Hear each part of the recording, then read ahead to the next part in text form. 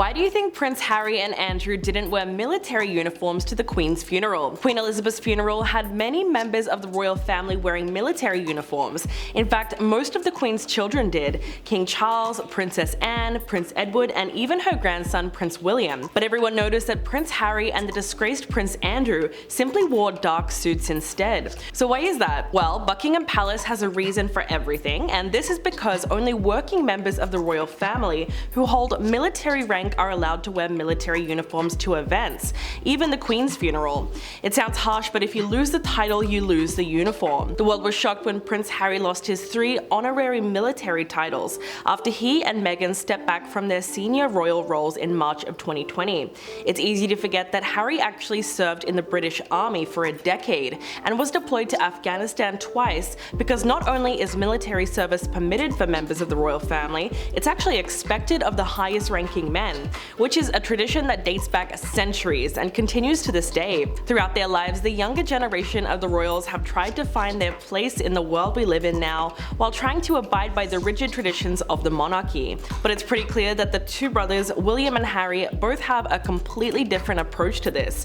While William leads a life of traditional duty, charity work, and military pageantry, Harry broke all the rules and moved to California with his American ex-actress wife. And now the couple seem to be more interested in making podcasts than Buckingham Palace.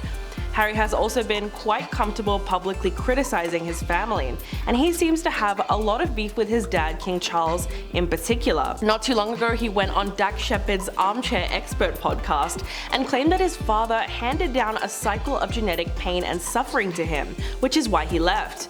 Quote, "He treated me the way he was treated, so how can I change that for my own kids? We as parents should be doing the most we can to try and say, you know what, this happened to me, I'm going to make sure that it doesn't happen to you."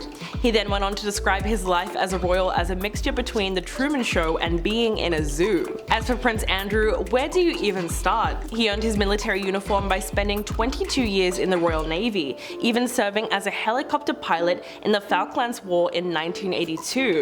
But he was stripped of all his military titles and royal patronages in January this year, after he was accused of SA by Virginia Roberts, who was also a victim of Jeffrey Epstein. But it's surprising that Andrew only lost his titles a few months ago, considering that he's been linked to the deceased financier since 2011, when sinister details of their friendship first emerged. Even his ex-wife Sarah Ferguson, who came forward confirming their relationship, revealed that the prince had asked Epstein to clear some of her debts. But Buckingham Palace came under immense pressure to cut ties with him in 2019, after his infamous Newsnight interview, which felt like watching a car crash.